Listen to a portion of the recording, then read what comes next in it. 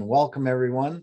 It's great to have you here. 9 o'clock isn't so bad when you're in your home, is it? I mean, you just kind of roll out of bed. I kind of picture you all in your pajamas with a nice little cinnamon bun or muffin or coffee, or, just kind of relaxing. Oh, there we go. Taryn's drinking her coffee.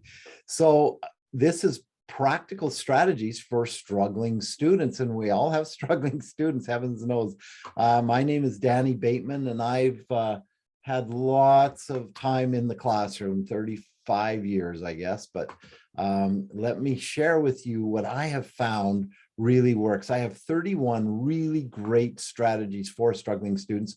And so this will be kind of a smorgasbord of ideas. And as I mentioned to Taryn earlier, at least one of these 31 ideas have to help with something, all right? So I had the fortune of having a position at a school here in Edmonton where I live at called L.Y. Cairns. Now, L.Y. Cairns School has 500 students ages 12 to 18 who all have a cognitive disability.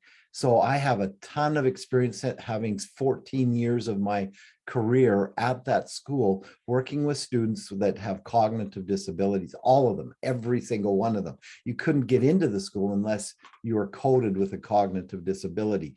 So I feel like that gives me a little bit of practice with struggling students. I mean, I told you the age because I didn't want to say the grade. They were functioning at a reading level that was K-3. And so we were using K-3 curriculum for most of these students. All right, so what are we going to do today? We're going to try to understand these struggling students. And then, of course, we have these reluctant learners too, that they're experts at doing nothing. Do you have any students like that? Right? I'll never forget just one student who was totally an expert. I would use proximity. I'd stand right beside her. I would beg her. I would plead with her. I would cajole her. I would bribe her, and I would coerce even, and I just couldn't get nothing.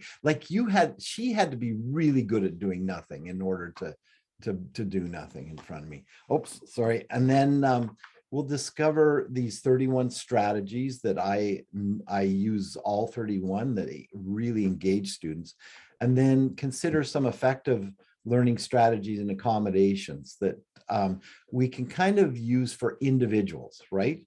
We've got to think about the individual, not just the whole class. So I'm going to show you a picture of two dolphins. We're going to find out if you're feeling stressed or if you're relaxed. So the two dolphins, if you see any difference, then you're kind of stressed, okay? But if they look the same, if they look identical, there's no stress in your life. You have no struggling students.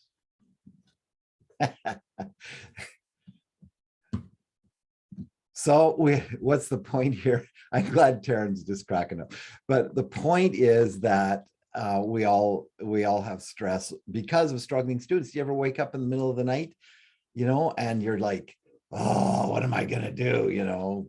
Sally just is not, or Sally isn't getting it, or Sally just is driving me crazy, or, on and on, right? So what can we do with these struggling learners? Well, I have 4 categories that actually coincide with the 4 things that I just went through. The first category is connecting and supporting strategies. We all know we've got to figure these students out and understand them. And then what I call universal strategies.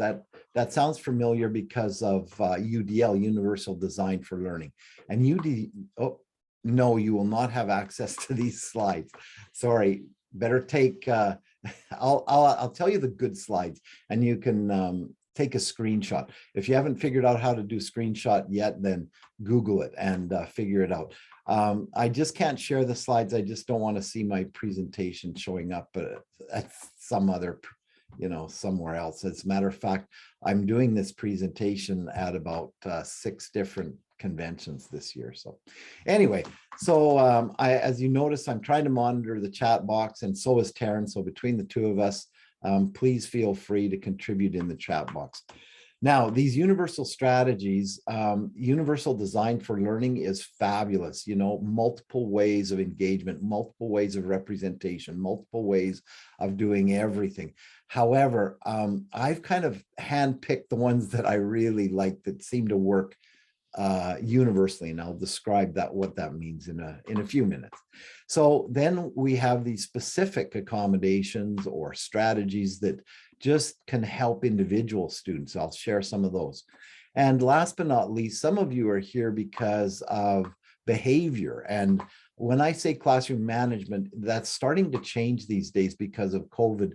We're seeing classroom management refer to all of the protocols that we have to do and all of that kind of stuff. And that is such a headache, I know. But I'm going to share with you a few classroom management strategies if you're here because that struggling student isn't just struggling, but actually a bit of a behavior issue, right? And of course, you know, this is how we feel about those that have behavior issues. But I really think if we can just connect with them and understand them, we'll figure out how to support them. And these struggling students, they need to feel understood. They need to feel like they're supported, competent, and independent. They need to feel like you like them, even if you don't, just hide it really well. I had an educational assistant who said to me, I hate that student. I'm like, yeah, that student knows. She goes, no, I'm very professional. That student doesn't know. I always treat that student with respect. And I said, well, there's tone and body language, and students are really, really smart at reading tone and body language. So beware of that. But my number one strategy, so number one of 31 is this: to give each student each week, at least, an opportunity to self-disclose something about themselves. All right, so how do I do that? Those of you who do this already, you know how valuable this is. And you may say, oh, well, I don't have time to do that. Well, it pays so many dividends. It really is worth it. So here's what I do to get them to self-disclose. I pass around a stress ball. So here's my favorite stress ball. This is Gertrude. You know, she's a squishy kind of stress ball. And then I have this pencil from beginning teachers conference. I have Batman. My name's Bateman, and so I like Batman a lot. Anyway, this is not a stress ball, but a little tiny stuffy. I better pull it back from the camera so you can see really how big it is. Anyway, so here's Batman, little stuffy. And what I do is I have them pass these around the classroom so that every single student has a chance to talk. I like to do it first thing Monday and have them share something about their weekend. A highlight from their weekend is what I like to call it. And so I will do that and give them the right to just say nothing and pass it on to the next person. By the way, I have about 51 of these. I have this globe, this brain, I collect them. And the students know when they are holding the stress ball, that it's their turn to talk. And I also use it to brainstorm. I even have them throw it around the classroom and whoever catches it, right? Chat box, someone mentions, Sarah, sorry, mentions talking circles. Exactly. That's kind of where I got the idea. And so it works really well in a circle because, the talking stick, sometimes it's called. I found sticks were a little more dangerous. And so I went to the stress ball, but it's the same idea. And it is powerful. If you've ever been in a talking circle from tribes or wherever, it is so, so powerful. And I love tribes. Those of you who use it, you know how valuable this little tip is. What I find is that it works really well with secondary students as well. The secondary students, by the way, the younger they are, the more they talk. Right? So grades K through 3, you'll need a little timer. Okay, like when it dings, your time is up. Okay, that's good. We've heard enough, right? But by the time you get to grade 11 and 12, they're like, I got nothing, and they pass it on. Well, that's the first couple of weeks. Here's what I find at the secondary level. After a couple of weeks, they're like, well, they're sharing and it's safe for me to share and I can share. And pretty soon we're hearing all about each other's lives and we're getting to know each other and we're building a community like tribes. And so those of you who already do this, I apologize, but like I say, we got 30 more. All right. Now, talking to students, there's this man, Joe Bauer, who passed away very young, but he in his obituary, I read this quote from him and I'm like, wow, I got to use that in my presentation. This is gold. You want to collect data on how children are learning? Know them, watch them, listen to them, talk with them, sit with them, be with them. Isn't that true? We don't always have time for all of that, but this is what I'm talking about when I'm saying we need connecting and supporting strategies. So connecting and supporting strategies that will help us figure them out. All right. Now, here's some other strategies. We'll go through all of our strategies fairly quickly. As I mentioned from Joe Bauer's quote, learn as much as you can about them. Every student has interests that you can discover, especially those that struggle. There's things that they just love. And so figure that out. It's my belief that there is a book of high interest for every student in this world. A book of high interest for every student in this world. Now, finding that book might be the problem, but try, do the best you can to find, learn about them. By the way, there's so many ways to learn about them. Talk to previous teachers, talk to their parents, talk to them, of course. I mean, that's the number one source. But as Joe suggests, we need to watch them. Those students who are so good at flying under the radar, right? And you give them an assessment and you're like, I thought you were getting this. Why aren't you getting this? What's going on? And then I'll watch them and I'll figure out, wow, they are so good at flying under the radar, making it look like they're getting it when they are not. And they'll look around and they'll see what their other students in the class are doing and they'll imitate. They won't even actually be doing anything. They'll just imitate just so that we don't notice them. So watch for those students who fly under the radar as well. I'm going to rely on you, Taryn, to read the chat box now because I'm into my presentation. So if you see anything that comes up, please feel free to interrupt. Now, we have to provide instruction that they understand. I have a presentation next at 10:20 today on working with students with attention deficit hyperactivity disorder, ADHD. And struggling learners struggle to know what they're supposed to be doing. And so please be sure that the instruction is on the board, be sure that it's visual and auditory, be sure that you make it very understandable and explicit, and then repeat it if necessary. When I first went to LY Cairns, I found that I had to repeat the instructions. Now, of course, that takes time, but then, of course, checking for understanding is so key. You all do this. We all do this, but pay attention to it a little bit more is all I'm asking. Helping struggling learners to find what they're good at. So number one, find their interest, but guess what? Help them to be competent in something. Help them to feel like they can be successful. I heard this speaker at convention who taught students and tried to help each individual student, and one student couldn't read. And he said, do you want to work at lunchtime? And so he worked with this student one-on-one at lunchtime. And he helped this student learn to read one paragraph. That's it, just one paragraph. And so one day they're in class and they're doing some reading. And he says, all right, everyone is going to read a paragraph. And all the students started reading paragraphs. And then he got to the student who he'd been helping at lunch. And he got to that student and everybody in the class, oh, he doesn't read. He doesn't know how to read, So they all knew. guess what? The student looked down, the paragraph they were supposed to read was the one they had been working on for months. And he read that paragraph and boom, wow, it's a success.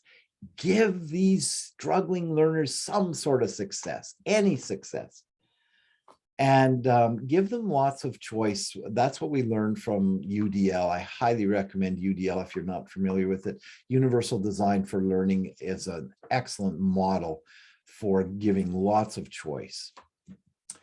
All right, so in the chat box, why don't you share strategies that you use to connect? What do you use to connect with students? I call this the waterfall chat. Here's my wife and I, we went to Niagara Falls. It was kind of funny. We're in this tourist trap and you know, there's this at the end, or I can't remember, somewhere there was this green screen and the photographer said, throw up your hands and look scared. And I'm like, oh, whatever, I'll throw up my hands and look scared. And then we came to the end and this was an opportunity to spend money, right? Well, I had to buy it. I just think it's great. So waterfall is what's happening in the chat box right now. It's just kind of falling, like it's like a waterfall. Everybody's saying things. I can't talk more about UDL. You're going to have to research that on your own. I've given it to you as a reference, and all you have to do is Google Universal Design for Learning, or UDL. Zones of regulation every morning. Love that. Personal stories or experiences are powerful. Morning meetings. Responsive classroom, I'm not familiar with. Sounds good though. First day survey, find out what they want to be in the future. Yes. And that works at all levels. Like look, work on career planning at grade 2, you know, they want to be a fire truck, I know, but you can work with that. They like that you can figure out where they're headed, what their interests are. I'm going to let each of you read through these, and there's a worksheet that I'd like to share. It should be on the website, but I'm going to put it into chat, if I can figure out how to put it into chat.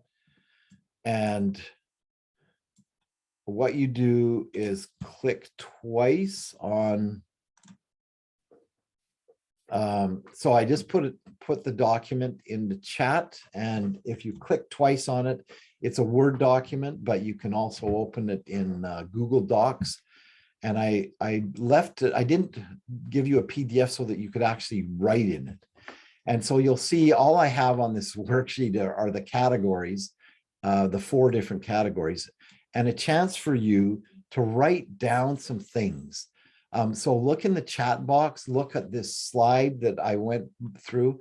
And if there's anything that you think you need, that you could do, or that would help, please write it down, so that at the end of my session, you'll have several ideas. As Taryn said, I'm hoping I'll come away with something, you know, so. I'll just give you a minute to do that.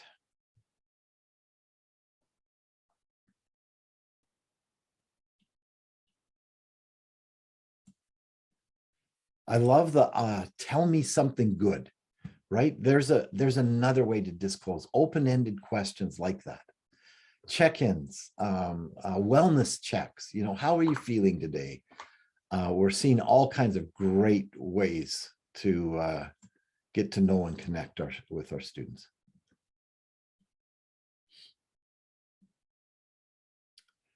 Feel free to add anything that stands out to you, Taryn. There's just so much that will allow the participants to read through and write down the things that stand out to them. But if there's anything that stands out to you, you're the moderator, you have a right. You can share if you wish, Taryn.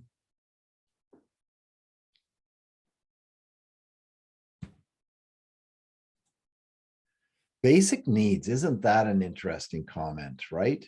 At LY Cairns, we actually provided breakfast every morning, kind of a snacky kind of breakfast, but you know, basic needs, that figure those out, because they're not learning if they're Maslow's hierarchy of needs, if the bottom line isn't, the bottom two lines aren't taken care of, that of you know, physiological needs and safety needs, right? All right, good comments. Anything you want to add or reiterate, Taryn? As the sacrificial lamb who took on home learning last year, I learned a lot about Jamboards, and I think Jamboards are a really nice interactive way. Krista brought them up. It is a Awesome. good way to do a morning check-in. So if you haven't looked into Jamboards, I would look into that. I have no idea what you're talking about, but it sounds great. I'm glad you could recommend it, because I don't even know what a Jamboard is. All right, struggling students are referred to those with diverse learning needs, but you know what? Don't we all have diverse learning needs? We all struggle with some things, and every student in our class has diverse learning needs. And so what is it that we can do? How is it that we can teach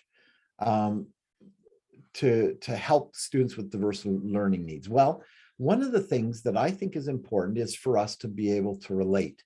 Those of us who struggled in school, we can relate. And those of you who have always been good at school, which is most of you actually, those of you who have always been good in school, think of something that you've struggled with. Now, just to help you relate to these struggling learners, I'm gonna teach you and make you struggle just for a little bit. I just want you to struggle just a little bit. All right, everybody ready? I'm going to teach you something. Pay close attention. I have already told you you're going to struggle to learn this, but I'm going to teach it to you anyway. I'm going to teach you about the montillation of Traxylene. It is very important that you learn about Traxylene. It's a new form of Zianter, and it's montilled in Serostana. Now, the Serostanians gestate large amounts of Fevon and bractrate to quasel the Traxylene. Traxylene may be one of our most leucolized sneezelas in the future because of our Zianter lessilage, right? So I know you all understand about the montillation of Traxylene. Let's have a little quiz. Please say your answers out loud. Now, keep on mute. Don't go off mute, but say, how many are we? We are 268. Whoa. Anyway, so say your answers out loud. Please, please, please. You know, shock your spouse or your children. Just say the answer out loud, please. All right. Here is the quiz. First question. Say it out loud. What is Traxylene? Very good, Taryn. It's a new form of Zianter. Awesome. Very good, class. Where is it montilled? Oh, come on. You know where it's montilled. Yes, in Serostana. Very good, class. You got it. And how is it quazzled? This takes a little bit more. Say it out loud. How is it quazzled? Well, they gestrate large amounts of Fevon to bractrate. Very good. Fantastic. You got it right. And why is it important to know about Traxylene? Exactly. It's our most leucolized sneezela because of our Zianter lessilage. Fantastic. You all get 100%. Well, I think Karen got number 2 wrong, but other than that, you all get 100%. Now, I just gave you the experience that some of your struggling students have. And what are these struggling students struggling with? You just said it, right? You know it. Vocabulary. Vocabulary. So many, well, what about all our English language learners, right? They don't have a vocabulary. What about those that that have really struggled with reading and have had difficult time building their vocabulary? So I just, there is no hidden meaning behind Traxylene, okay? I know you're all thinking, well, this is gasoline. No, it has nothing to do with gasoline. It is just gobbledygook, and it's purposeful gobbledygook. There's no rhyme or reason to it, so that you could have an experience of not understanding vocabulary. Now, here's the interesting thing. You were able to get 100% on the quiz. How could you get 100% on this quiz and not understand? How is that possible? Well, it's called memorizing and not comprehending. So the experience I just gave you was an experience of really not comprehending. So it may feel at times like they know or they understand, they can regurgitate, they can memorize, but are they understanding? Are they comprehending? So I just gave you an experience with non-comprehension. I'm going to give you another experience. Now, this one you have to say out loud because it's one word out loud. Let me just think. One word.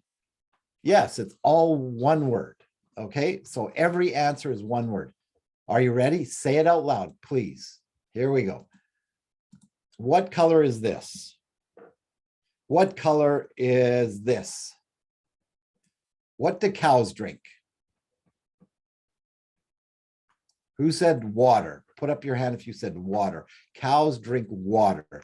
They do not drink milk. I see no hands. We have what, 270 people and not one hand goes up. All right, there, Tasha said water and Yvette said water. Yay for Tasha and Yvette. Good job. Okay, so why did you say milk? Well, I just gave you this little micro experience of having ADHD. Though some of you already have ADHD, but when a person with ADHD, they're impulsive. They just kind of react and they do a lot of things on automatic pilot. I put you into automatic pilot. I put your brain in white, and then I show you a cow. Well, white and cow equals milk, and the brain is always trying to figure out those connections. But you knew the answer. You knew that cows don't drink milk. Yes, they can drink milk, but they don't usually. Yes, calves drink milk. I know that calves drink milk. I didn't ask what the calves drink. I asked what cows drink. Anyway, and of course I picked a cow with a big udder, like, come on, you can say milk. All right, what it was that experience? You knew the answer, but you reacted impulsively. Some of your struggling students, they actually know the answer, but they don't know how to express it, or they express it impulsively, and they don't take time to think about it. You ever get those students, they're the first to hand it in, and you're like, you're a struggling student. Why are you handing it in first? And you look at it now, I see why you're handing it in first, because you did not take time to think about this. All right. So sometimes just slowing down and thinking about one more opportunity to struggle. There is a 5-pointed star in this. And those of you who have really good visual acuity, visual ability, what's the word I'm looking for? Visual ability, we'll call it, can find this star. Please use the reaction button to raise your hand as soon as you see the star. So there's 270. Yvette, wow, you're fast, Yvette. Chelsea, name I can't say. Julie, who else? Who else sees the star? It's there. It's big. Cynthia, Kirsten, Ashley, Diane see it. How come you don't see it? Bottom, I'll give you a hint. The bottom right-hand corner. Can you see it there? Bottom right-hand corner, big 5-pointed star. Andrew's got it. Rosie's got it.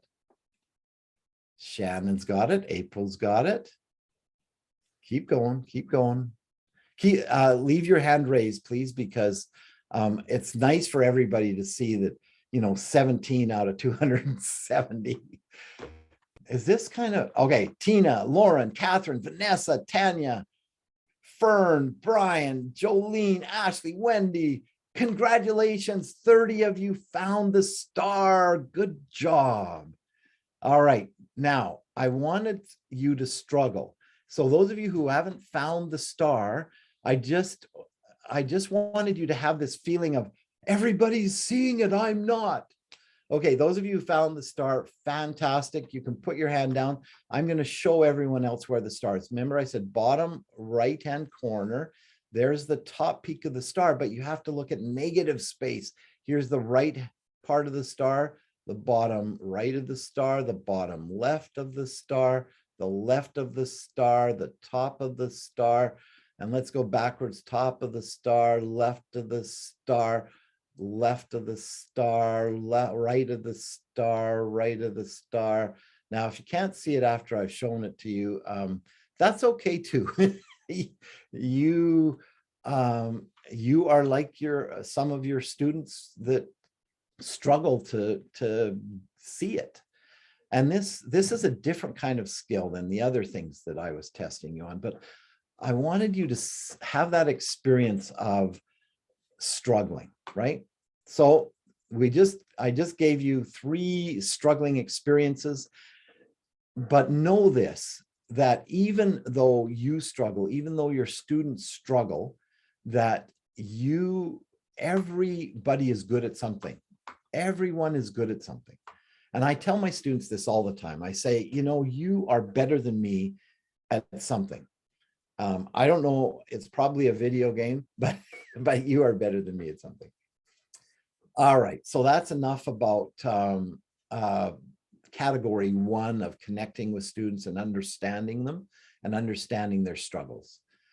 Let's move on to these universal teaching strategies. And this is where we're going to go crazy in the chat box. We're going to have a great waterfall. But let me get through my strategies first so that you don't duplicate. Taryn, anything from the chat box? I haven't been watching it. Yeah, there's one that I love. Diane said, I said I saw it because everyone else did, but I hadn't. And I was like, that is just like some of our struggling learners. That is perfect.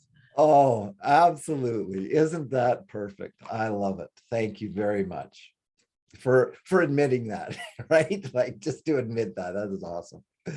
Okay. So I've talked a little bit about universal strategies. By the way, somebody said, can you tell us more about UDL? Well, Universal Design for Learning is this, this theory that there's more than one way to get something, and it comes from design of architectural design, where you have a ramp for wheelchairs and you have stairs.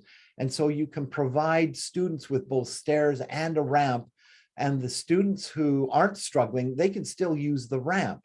So the universal strategies that I'm going to share, they don't fit neatly into categories like Universal Design for Learning has multiple ways of representation, multiple ways of engagement, and there's all these multiple ways. But I'm just sharing strategies that work. They're ramps. They're ramps that seem to work for struggling students. They're strategies, many of them we already use, but we can know that they work both for struggling students and for any student, basically, right? Okay, so what are they? Try to talk less. I heard it said, we need less teaching and more learning. Isn't that interesting comment, right? Less teaching and more learning. Well, what does that look like? When I first arrived at L.Y. Cairns School, I noticed that the teachers would have short instruction and then put them in on task, and then go around and help them with that task. Brief instruction on task, brief instruction on task. And pretty soon I started mimicking that, and I found it worked really well. Whenever I started lecturing like I'm doing with you today, I love to talk. Many of us love to talk, and we get going, and we've got to shut up sometimes, right? We've got to just like rein ourselves in and say, okay, I'm boring them. They have an attention span as many minutes as they are old. This is kind of what the research is telling us. It's very similar to that kind of attention span. And I'll talk a little bit more about that. By the way, it ends when you're 20. So yeah, so All right. How about front loading? This concept of helping them fire up those dendrites that have already grown, or helping them understand the things they need to understand before they can understand what it is you're going to teach them, or just having them tell you what they already know about this subject. The brain is constantly looking for where to put new information. And if you fire up those dendrites that are already there, the learning that is already there, the brain can easily attach the new learning to the old. And so that is a really important strategy, to try to attach new learning to old. How about letting them teach each other in pairs or in groups? Really, I love taking one of my strong students and pairing them with a struggling student, or just even pulling that strong student aside and saying, hey, could you help me? Could you, when you finish your work, could you go help John? I know you get along with John and he could really use your help, and I would love it if you could help me help him. Okay, criterion-based instruction isn't a luxury we have, but is, as much as possible, you've got to help them where they're at, figure out what they, criteria-based instruction is basically staying with something until they learn it. And those things we have to pick and choose. It's learning that is foundational, that needs to be there before we can teach what we need to teach. It kind of like the number 2 point I was trying to make. But criterion-based instruction, we don't have the luxury because we can't stick with something forever. We've got to move on at some point. At the same time, helping, I am a strong believer in strength-based learning. Find what they're strong in, find what they can already do, and build on that. And last but not least, how about spicing up your lesson? Okay, we all do that, but what could you spice it up with? Let me give you a few ideas. Just an object that doesn't belong in school. I bring my unicycle into class, and they're paying attention. If I have that unicycle in my hand, they are paying attention. And somehow I try to relate the unicycle. But any object that doesn't really belong on animal is just like gold. They just love animals, right? Taryn's nose is the perfect example. You've got to have stuff like that, because it's like, what? You have a red nose? I'm going to listen to you.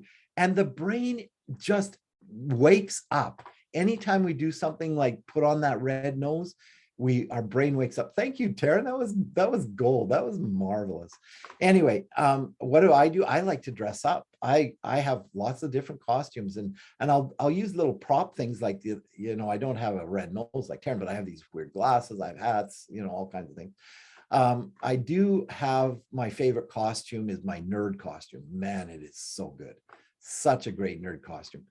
The one the students like the best, it's the one I hate. It's this gangster costume. Man, I just hate it. I feel like my pants are falling down and my hat's on crooked, and I just feel just gross in that gangster costume. But the students love it, and they will listen to anything I have to teach in that gangster costume. All right, so spice things up. You all do it, but do it more. Don't be like don't be like Calvin's teacher. All right. Now, let me run through stuff we all do just really quickly, and then I'll open it up for a waterfall. So regular physical movement. I mentioned that we have this short attention span. We need to move. This reminds me, your attention span is now gone. So please move, do something, stand up, stretch, and it doesn't have to be big. It can just be going to a group. It can just be working with a partner all of a sudden. Just something regular to move, especially for your kinesthetic learners. They have to move. And so we all do this. We all know this, but try to do it as regularly as the time that they are old, as I mentioned earlier. Now, of course, one-on-one is what all our struggling students need. The problem is time for one-on-one.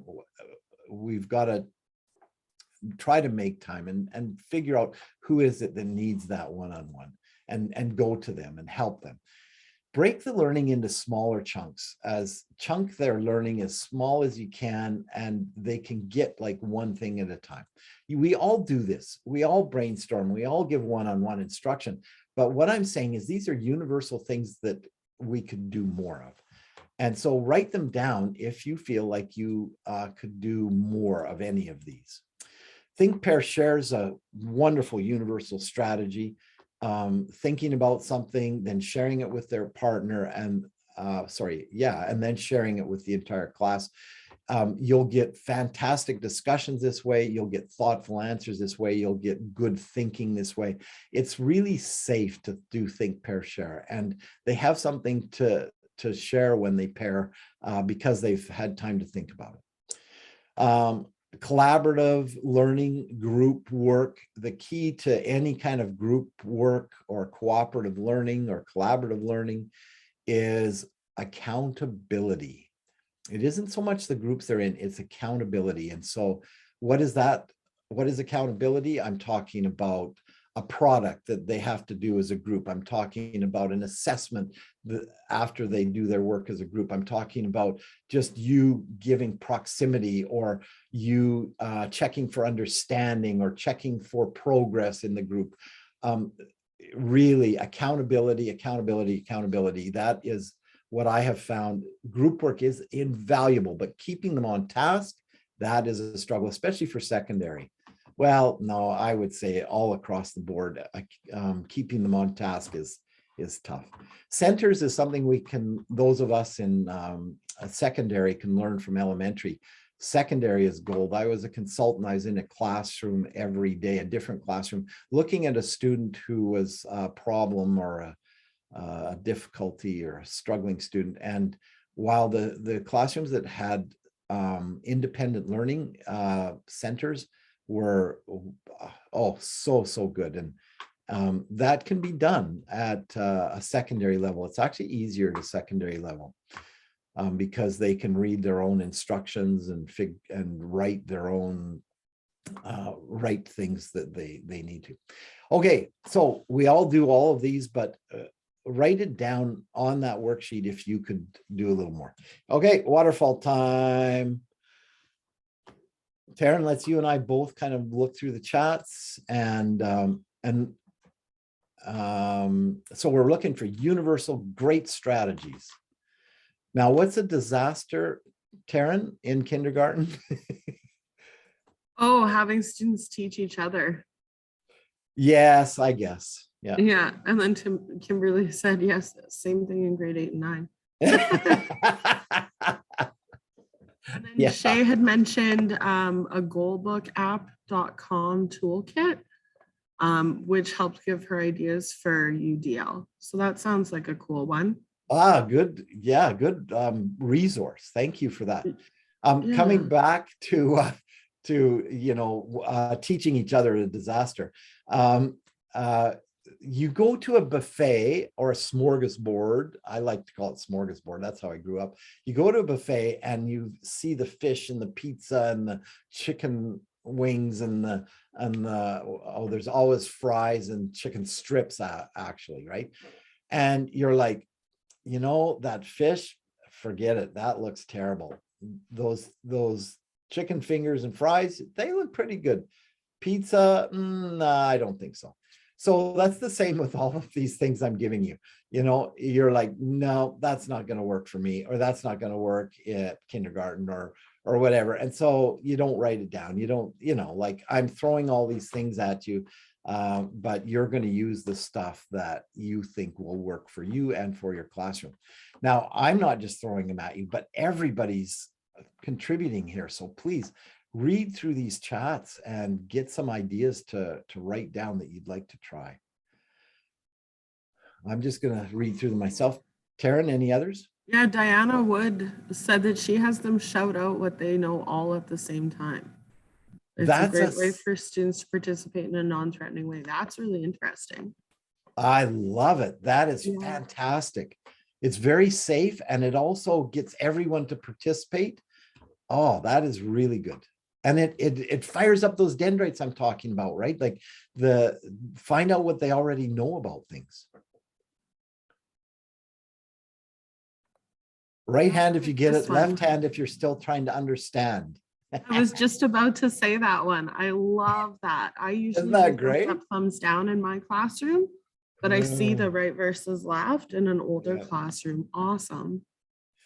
Now, I don't know what Tracy means by a snowball fight, but I think of like you can actually write things on pieces of paper, crumple them up, and throw them at each other, and they have questions for each other, or they have answers for each other, or you can make a multi-layered snowball with different layers of questions, or I don't know, but I don't think Tracy meant like go outside and throw it. Yeah, she says that's exactly what she was talking about. Okay, good.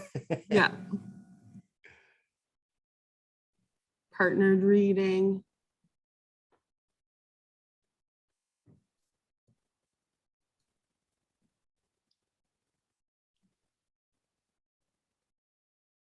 You know, we're going to talk about accessibility, but Mhm. one of the comments is, you know, audio tests or speech to text, or, you know, like help them be able to express their learning. And sometimes, you know, I love the movie The Blind Side. It's based on a real guy named Michael Orr, who really struggled to learn. He had a learning disability, but he was a football player and basketball player, tremendous athlete, but he couldn't do sports unless he was successful in school.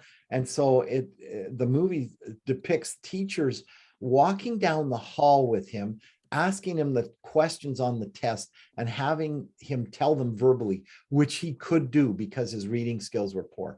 So, but he knew the answers. He was listening in class, and he could do it that way. And then it depicts another teacher who would do nothing for him, right? Like, love all these ideas. Please write some of them down. Go ahead, Taryn. I just threw another tip in the chat there for people. If you use Google, like the G Suite of tools, you can use Screencastify Submit, create questions for the students that they answer in a video, and it comes directly into your inbox. So it's a quick way to streamline students answering verbally. Fantastic.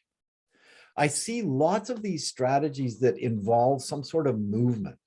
And that is gold for those who are kinesthetic learners. You know, we've got 3 ways, well, some people say 4, but auditory, visual, kinesthetic, and some people say reading is another way to learn, which is kind of a mix. But anyway, so in school, we really do well with auditory, we really do well with visual, but our learning by doing is it's conducive to some subjects like drama or phys ed, but other subjects it's really hard. But anytime we can involve movement.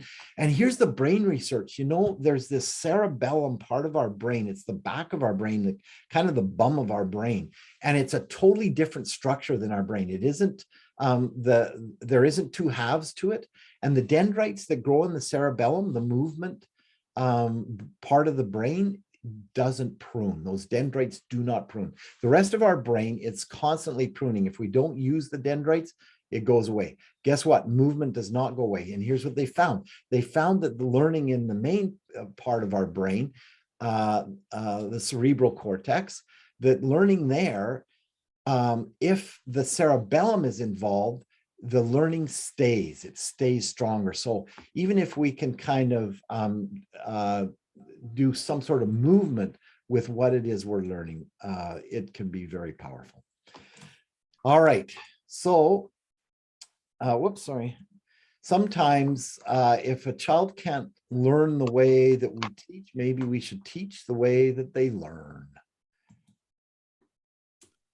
And that introduces this third category of specific strategies for specific students. So learning strategies is different than teaching strategies, right? Learning strategies are things that you can teach the students. And then accommodations are, we all know about accommodations for our PATs or our provincial exams, right? But there's a lot more accommodations, and I'm going to share a whole pile with you in a second here. Here's what Carol Ann Tomlinson has to say. Self-regulation procedures enhance strategy instruction for students who struggle to learn. I love this quote because she uses struggle to learn. What are these strategies? Well, these are things they learn to do for themselves, like goal setting, self-instruction, learning how they learn best, self-monitoring, self-evaluation. These can be explicitly taught in conjunction with learning strategy instruction for students who need them. Students who need them, specific things for specific students. All right, so what are my ideas on this? Well, teach them learning strategies like mnemonics. We all use mnemonics, but how about more mnemonics, or mnemonics that you invent? You know, we know Roy G. Biv for the colors of the rainbow. We know BEDMAS for the orders of operation in math. Those are all mnemonics that are very helpful. And that's what I mean by learning strategies, a way to learn something. Now, mnemonics got me through university. Whenever I had something to learn, I would use mnemonics. The 5-finger rule, a lot of us know the 5-finger rule. I'll just teach it to you really quickly, and you can teach it to your students. The 5-finger rule is that you read a page in a book and you put up a finger every time there's a word you don't really know the meaning of. So this is the vocabulary, right? So you come across a word you don't really know the meaning of, and if you come across 5 words on a page that you don't know the meaning of, and I teach them that if you see the same word twice that you don't know, it's the same word, but still count it twice because it's on that page twice. If you get to 5, this reading is too difficult. If you get to 5, this reading is too difficult. You need to get another book, or you need to bring the book to me and I will help you, or, you know, whatever strategy it is, but they can self-monitor their reading skills that way. Physical cues are great, you know, like you teach them that Alberta has mountains and plains and foothills, and you stamp your feet or whatever, right? And as I mentioned, the cerebellum connects to that learning, and those dendrites don't prune. They'll remember the plains and the mountains forever. All right, and last but not least, peg words is something I discovered very late in my career, but they are fantastic for memorizing lists. And all you do is memorize the peg words. So peg words are super easy to memorize because 1 is a bun, 2 is a shoe, 3 is a tree, 4 is a door, and so on, all the way up to 10. You can Google peg words and it has them. And then if you're memorizing a list and you need, you have a whole bunch of things. For example, let's say first on my list was, I don't know, anything like, I'm looking around my office, a lamp, and you needed to memorize a lamp. Well, you picture the lamp sitting on a bun, or you picture the bun on the lamp, or, you know, something. And if the next one is a cow, then you picture a cow with shoes on, right? Or a shoe on top of a cow. And these pictures in our heads, they stay there. And so we can memorize lists. So I needed to remember lamp and cow, and all I need to do is remember 1 is a bun. Oh yeah, the lamp was inside the bun. 2 is a shoe. Oh yeah, cow. I don't know if you understand what I'm babbling about, but peg words are very cool. All right, teach them organizational skills. I was teaching this class called Learning Strategies. It was a class at a school where students that struggled were put in this class. We all have those kinds of support classes at all levels, don't we? This class was called Learning Strategies, and it was just to help them with their other classes, to help them be successful in school. So they would come to me and I would help them. Now, it was time for me to move on, and we had to hire somebody to replace me. And we interviewed 5 candidates, and one of our questions was, what's the first thing you would do in your learning strategies class? And one of the candidates said, well, the first thing I would do is help them organize themselves to figure out, where they're going to keep their assignments, where they're going to keep their pens and pencils, where they're going to keep track of their homework and organize themselves. And I realized that every single student struggled with organizational skills. And we call that executive functioning, right? Executive functioning seems to be universal among struggling students. You can almost tell the struggling student walking down the hallway because things are falling off of them, right? And you're like, So organizational skills, I highly recommend writing that one down, helping them to be organized, helping them to know, to have systems in place. Provide constant feedback to them. Let them know both good and bad, but especially the good. That was an awesome job, very good. And then, no, that isn't quite right. Constant feedback, AMAP. Help them set goals. As was mentioned by Carol Ann Tomlinson, do you want to get better at what? What do you want to get better at? Well, let me help you get better at it. What can we do to help you get better at it? Provide accommodations. Okay, time for me to upload a list of accommodations. Alberta Learning does have a few good things. Let me sorry, I said that in a very bad way. This list comes from Alberta Learning, Alberta Education. Sorry, I'm letting you know my age, aren't I? Holy cow, because it was Alberta Education, then it was Alberta Learning, and now it's Alberta Education again. Anyway, I don't know whether it was Alberta Learning or Alberta Education when I got this, but it is a fantastic list of accommodations, over 60 different accommodations. And so you have a struggling student, read through this list, see if you can figure it out. Does anyone want to know what AMAP is? Is anybody like, what's AMAP? It doesn't matter. I'm going to tell you. AMAP just means as much as possible. All right, time for waterfall with accommodations and strategies. Oh, we all know the accommodations, right? I mean, more time, fewer questions, a quiet place to work, having things read to them. But figure out what helps your students to express their learning for assessment. Figure out the ways they learn best. Do they need that exercise ball to sit on, or what is it that can really help them? Unfortunately, the older they get, I've taught all levels, and the older they get, the harder it is for them to stand out with accommodations. By the way, it is so wonderful that through most of our careers, I think it's only been the last few years, so most of our careers, we have seen a movement to have all students with a Chromebook almost, right? Like just about everybody, all of you at least have access to Chromebooks for your students. And those can have wonderful assistive technology for these struggling students. And so help them find that assistive technology. This is just a screenshot of what I sent to you in the chat box. Taryn, did you get that from the chat box? Yeah, you need to and click. it also should be on your on the link for this presentation in our SCED. It is, yes. Yeah, perfect. All right, let's hear some other ideas about what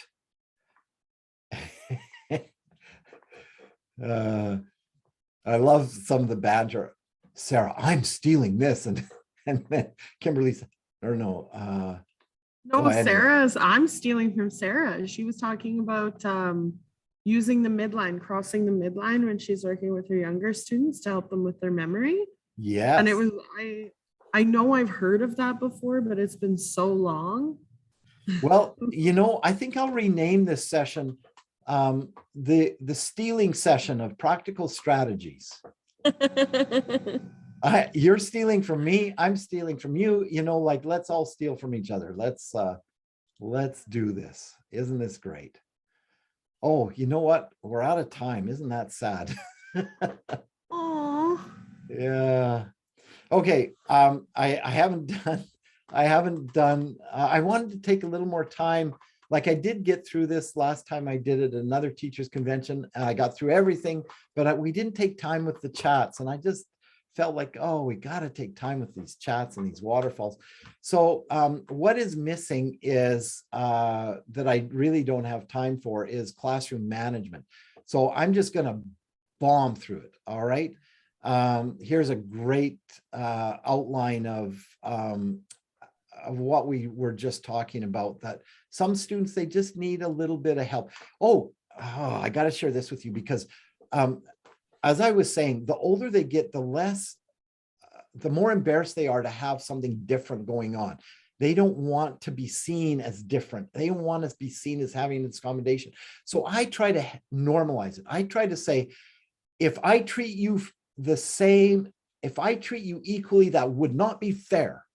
And I say that over and over again until they like, what are you talking about? If I treat you equally, that wouldn't be fair. How is it not fair if I treat you equally? And then I say, okay, I'm going to show you. Everybody who has glasses, I'm going to treat you equally. You may not have your glasses. Take your glasses off. No glasses in my classroom. Well, is that fair?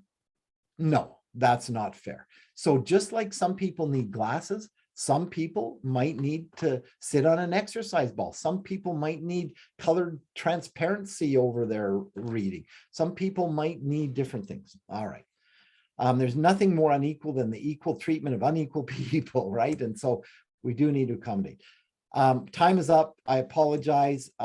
What's the most effective way to manage a class? Sometimes we get feeling like we're dealing with dinosaurs in our classroom. All right, here they are. Greet them at the door. Post your lesson outline. Have clear procedures and steps for dealing with inappropriate behavior. Use silent prompts as much as possible. And now we know what AMAP means.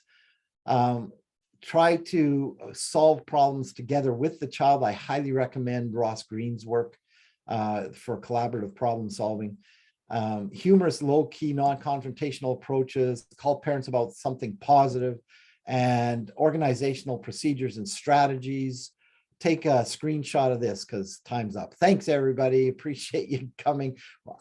Those of you who want more about this, about strategies to help in the learning environment, strategies to help manage the class, I do have a session called Staying Sane at 11:40, I think it is. So Staying Sane, I can give you a few more ideas. I apologize that we ran out of time. Thanks, everyone. Take care. Thank you, Danny. Thank you, Taryn. You are an awesome, My an pleasure. awesome moderator. I love all of your memes, every single one of them. How about this one?